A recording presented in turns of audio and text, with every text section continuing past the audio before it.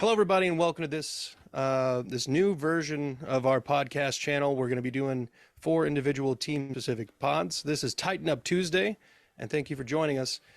I'm your host, Curtis Brown. With me, as always, Blake Bellamy, and we have a special guest today, Lucas Panzica of 104.5 The Zone, one of the many on-air talents that they have, and he's taking his time out of his busy day to join us and talk a little bit about the Titans. Lucas, thanks for coming on, brother. Appreciate you guys having me. It's an interesting time. Yeah, interesting time for the Titans indeed. The constant talk of rebuild or retool, and I think they're leaning a little bit more towards rebuilding as the conversation keeps going. I heard a rumor today that maybe Derrick Henry was on the block. Is that anywhere near remotely true? So Mike Silver, an NFL reporter, he's been doing it a long time, really a credible guy, and he's affiliated with Bally Sports now, and he put out a report today, among several other things. The report was nowhere near about Derrick Henry. It was a conversation about quarterbacks. It was about Aaron Rodgers, about Lamar Jackson. There was just kind of a little anecdote somewhere in there that, hey, these 3 names, according to general managers, current active general managers that Mike has spoken to, are being shopped around. And those names were DeAndre Hopkins, Jalen Ramsey, and Derrick Henry. So, that obviously could mean a litany of things. That could mean Rand Carthon is taking calls and making calls that, the degree to which they are shopping Derrick Henry is what's unknown here. So to say he's on the block, that feels like kind of a strong statement, but to say that they're getting a feel for the market right now of Derrick Henry, maybe that's a little bit closer to the truth, but it's probably somewhere in the middle. Okay. Yeah, I mean, and Blake can probably back me up on this. I feel like Derrick Henry is more of the focal point of the offense and has been for a while than Ryan Tannehill has. So I feel like it'd be easier to move on from Tannehill. Well, but people have had this discussion about rebuild or reload or retool. Like, what's the word here? Like, if we're gonna go with one of those words that start with an R, then I'll say like remodel or renovation, because then the Titans aren't going to change. The Titans are going to be the Titans. They're going to have that same run first mentality, the defense, everything that makes a Mike Vrabel coach team what it is. That identity of a Mike Vrabel coach team, that's still going to be there regardless of who the pieces are. I mean, this team was without Derrick Henry for 9 games in 2021 and found a way to get to the 1 seed. So none of that is going to change. So if they were to move on from Derrick Henry, then the approach would be similar, but maybe it would even free them up to do some other things as far as, not being kind of tied to Derrick Henry and feeling like you've got to give this guy 25 plus carries a game, which is what has gotten you to some good places for this franchise. But at the same time, I feel like this team is at a bit of a crossroads right now, just organizationally. And it's about what does it mean? What does moving Derrick Henry mean? Does that mean the Titans are they able to move Henry in order to get some capital on the back end of the draft because they're looking to move up for a quarterback? Is that strictly a cap saving move and they're maybe angling a running back draft pick like a Bijan Robinson in the first round to be able to go younger but still maintain that run first mentality with some flexibility of a guy who can catch passes out of the backfield and do some of those things? I don't know. That ultimate direction is what we have no idea. But I think the misconception here is if the Titans let go of Derrick Henry, they'll just be the same old Titans except without Derrick Henry. Like if they move on from Derrick Henry, then there's a plan in place that there's a direction they're looking to go. They're going to get something for Henry. They're going to utilize that capital to continue going in that direction. Now, what that means as far as who the quarterback would be and what other kind of weapons and who they bring in to replace him, that we have no idea. Yeah. Lots of questions. Blake, you got any response to that? As a fan, if we trade Derrick Henry, I'm burning the city down. And I feel like a lot of other fans are. But logistically speaking, it would make sense to get rid of him. I mean, he's approaching 29 years old. I understand Derrick Henry is built different, and I do think he has another few years left in him, at least, 1,500 yards in him. But if we are trying to go from a pass-first offense, and I remember Rand Carthon saying that we want players that can do multiple things. And Derrick Henry, I love him, but he's a one-trick pony. That man can't catch to save his life. So it would make sense, but I would want a lot for him. And I know, Lucas, you're talking about at the top of it, Jalen Ramsey was another one that is on the trading block. We don't see very many straight up trades, but I wouldn't be shocked if we get a trade Derrick Henry for Jalen Ramsey. Both of them potentially looking for new homes. We need a cornerback. They have Cam Akers, but Cam Akers, he didn't really do anything until the end of last season. I wouldn't be shocked to see something like that. And I would welcome that because Jalen Ramsey, I love Jalen Ramsey. You know, he's always been very vocal about wanting to come to Tennessee, play here. He's from here. He played at Brentwood Academy. I would be okay with that trade. So that's an interesting thought as far as just how Derrick Henry would fit in with LA. But that is the interesting thing about all of this, because you have to kind of formulate, okay, the Titans shopping Derrick Henry, what does that look like on the flip side of it? There's not a lot of teams in this league that are built in a way that can utilize Derrick Henry's strengths like the Titans can. Yeah. Like Derrick Henry is not Derrick Henry unless he's receiving 20, 25, 30 carries a game. That is what he is. He is a volume carrier, a volume rusher. It's the reason he's been so successful. Like, I would be confident in saying Derrick Henry would be hard pressed to hit 2,000 yards at almost any other franchise in this league other than the Tennessee Titans because of the way that they're set up.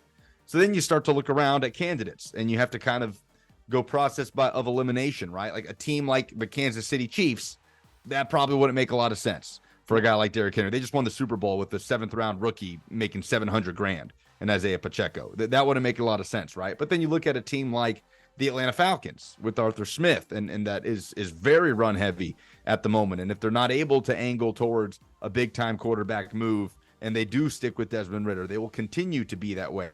Okay, now that's starting to make sense. You know, a team like the Bills, that while they wouldn't give Henry those, you know, that type of volume as far as carries go, obviously there's a need there, and you'd rather hand it off to number 22 and it's 4th and 1 on the goal line rather than have your quarterback sticking in there for the millionth time, as they always do with Josh Allen. So that's the hard part in this, is finding, okay, what kind of compensation can you get and where would this make sense? What teams would it make sense to step into this conversation?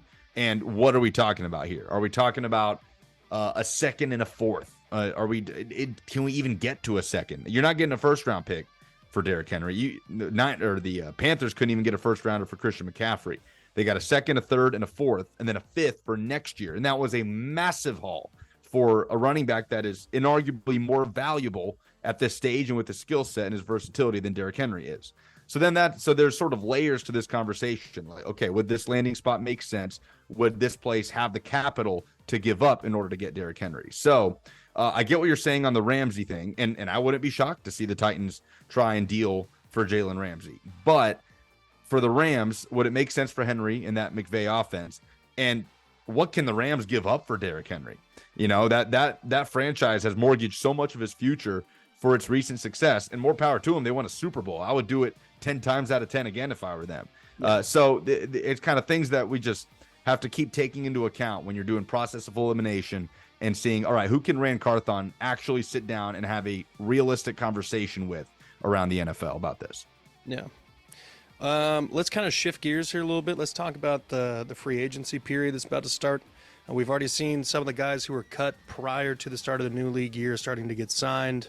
Some of the guys who were, you know, the contracts were coming up, get negotiations going. And I think Geno just inked like a 3-year, $105 million deal, which is 52 mil which is crazy for a guy who's had really just one pretty productive season. But what do you think the plan is for the Titans in free agency?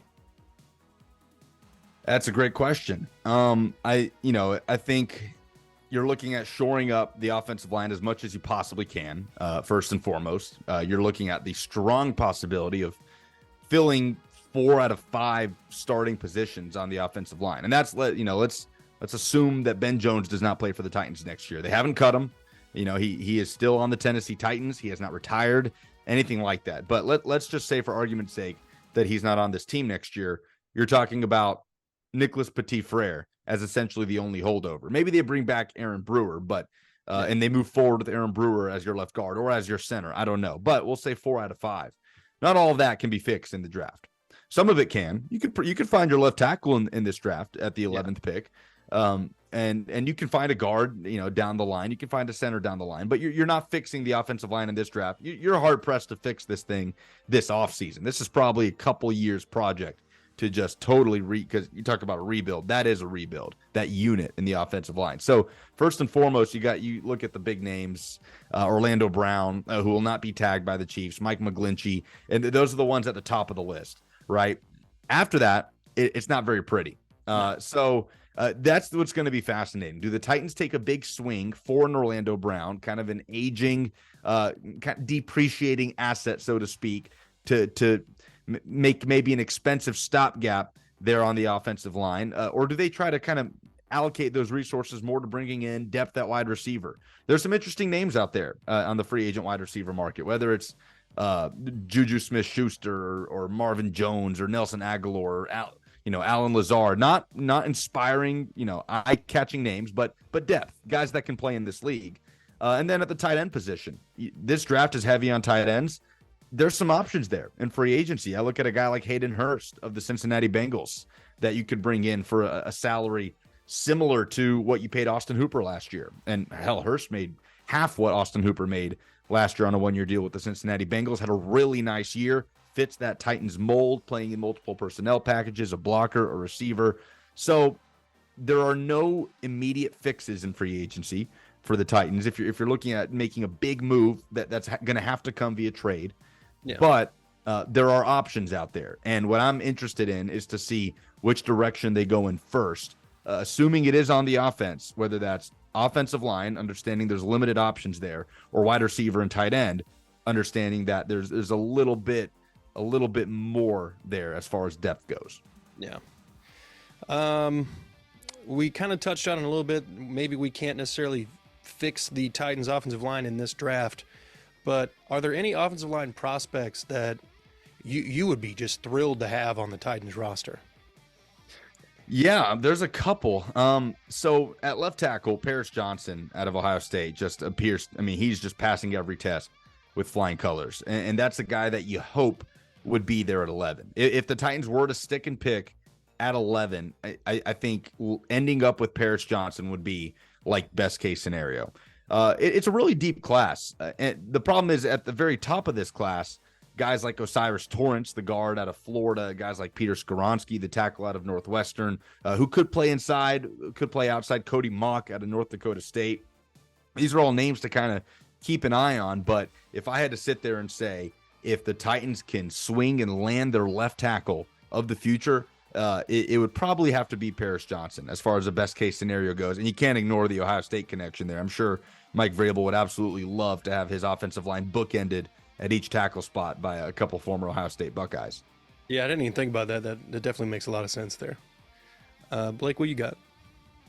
You took the words out of mine. Paris Johnson, he's my dream. If he's gone, if say someone picks him at 10, for instance, I said trade back. We'll trade back, maybe pick up a second or something like that, and find maybe Skorinski, which I think he's gonna be a guard. I'd be afraid to throw him at left tackle. But it really depends on how it shakes out with the free agency. First off, I do expect us to go for somebody on the offensive line because we do need potentially four starting line positions, but we'll see. I definitely think we need to draft multiple offensive linemen, multiple wide receivers. I think the defense is okay. It's a league where you need to score some points, and we have not been able to do it. I think we only hit 28 points once this year, and that's an embarrassment. And that was Todd down in the UI game. Yeah. No, they actually didn't. They did not hit. I remember, triple, quadruple checking this at the end of the year. They did not hit 28 points at any point in the 2022 season. It was the first time that happened for this franchise since the 1984 Oilers couldn't do it all those decades ago. For perspective, Houston did it once. Oh, really? Yeah, the final game of the year. Oh, there you go. Yeah, that revenge win by Lovie Smith. Oh yeah, our new offensive coordinator is Todd Downing Light. Yeah. Oh man. Okay. All right. Let's just say they keep Tannehill. Tannehill stays on the roster. Do you think they draft maybe another quarterback somewhere in the later rounds to maybe give either Malik some competition or maybe a sturdier backup? Or even potential growth in the future? Yeah, I think there's a very strong possibility. I mean, look, we don't think the thing is we have no idea who they may or may not be falling in love with throughout this whole thing. The Titans could fall head over heels for CJ Stroud. and be sitting there talking about we have to do whatever it takes to go get that guy. Anytime you run into a situation where you feel you have found your franchise quarterback, regardless of if you're in a position to take him or not, then you kind of test out the water, so to speak. So that's the part that we don't know. So we'll bank that possibility of the Titans falling in love with someone at the top of this quarterback class and making some big moves up to go get him. And then in turn, that would likely mean having to flip a Derrick Henry to make up for it on the back end, make up for some of those picks that you simply have to give up for that number 1 overall pick. But we'll say, Ryan Tannehill is on this team in 2023, which I think is likely regardless of if they take a quarterback. I think in the later rounds when you look at some of these names, that none of them are necessarily inspiring. I think Hendon Hooker is probably QB5 in this draft, and then you get further down the list and you're looking at guys like Clayton Tune and names that just don't really grab your attention, the Stetson Bennett's and Max Duggins of the draft, although I think Bennett probably helped himself a little bit this past week, more so than the Duggan type of guys. But I think I would be surprised if the Titans go into training camp with the same 3 quarterbacks basically sitting at the top of that depth chart and not a 4th guy in there to see what happens. And but by those 3, I mean Ryan Tannehill, Joshua Dobbs, and Malik Willis. Dobbs is a free agent, but I fully expect Dobbs to be a part of this roster going into training camp. And then that will be an interesting battle to see him and Malik Willis sort of go at it if there is not that tertiary guy thrown into the mix. Okay. That's all the prepared questions I have. Blake, do you got any questions? I just want to hear a gut feeling. Do you think the Titans are going to trade Jeffrey Simmons? Gut feeling, no. But I mean, gut feeling last year was AJ Brown, right? I mean, so there's only so much that you can say or project, but no, I don't make a big deal about Jeffrey Simmons deleting the Titans off his social media. That kind of appears to be the thing that you do, especially if you are in the tier of player that Jeffrey Simmons is. But again, I mean, we're talking about the elements of this that we don't know as far as being in the room. We are not in the room. Let's say, just purely for argument's sake, the Titans they have a quarterback that they desperately want, and it's Bryce Young or CJ Stroud. They want to get their hands on that number 1 pick. Okay, so what do the Chicago Bears need, right? If the Chicago Bears pick in the top 5, before the news came down last week, you're talking about either Jalen Carter or Will Anderson. Yeah. Let's say the Bears were in love with Jalen Carter, but they're not liking the stuff that's coming out here, and the Titans approach them and say, okay, well, you can't have Jalen Carter, but you can have a top 3 player at that position in this league. You have the money to pay him, and maybe we'll throw in a couple picks in there as well. And then boom, the Titans have the number 1 pick. Jeffrey Simmons is in Chicago. Like those things can play out so quickly, but barring that scenario, yeah, I'd be surprised. I'd be surprised if Jeffrey Simmons is not a building block for this defense moving forward. The Titans, I will say, have been very consistent in talking about, wanting to win now. Tanking is not a word that is going to fly in that building at any point, as long as Mike Vrabel is the head coach there. So if that's the case, then yeah, I mean, you're talking about a top 3 talent at that position, a position that is very difficult to find and is one of the most valuable in this league. So if I had to, venture a guess, I would say Jeffrey Simmons may get the biggest contract in franchise history. Like that is a strong possibility this offseason. I'd say it's likely that deal gets done. That would be my gut feeling. That's good to hear. I think they'd keep him over Derrick Henry. I think Jeffrey Simmons, no question. Yes. Yeah, he's a lot more valuable to his team. He's a lot younger, and you got to get to the quarterback. When you're in the same division or same conference as Trevor Lawrence and Patrick Mahomes and those guys, you got to get to the quarterback. And I love Derrick Henry to death, but if I got to pick one or the other, I'm going Jeffrey Simmons. Yeah, breaks my heart to say it, but I'd rather take Jeffrey Simmons. Well, I think we're running out of time here, boys. So, you got any closing comment, Blake? A question? No, it's a very uncertain time to be a Tennessee Titans fan. This is probably the most confused I've been going into an offseason. I have no idea what Tennessee's going to do. That's the way they want it. Mm-hmm. Yeah. Keep it ambiguous. All right, folks. Everybody, thanks for watching. Go ahead and hit that like and subscribe button. Lucas, thank you for coming on, man. Taking time out of your day. Hopefully one day we can get you back on in the future. And everybody, be good people.